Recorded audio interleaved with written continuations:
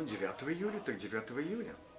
Значит, естественно, будут номера из спектакля. Мы привезем, покажем эскизы костюмов, покажем макет спектакля. В общем, похвастаемся, потому что хвастаться есть чем. И покажем музыку, которая должна быть интересна.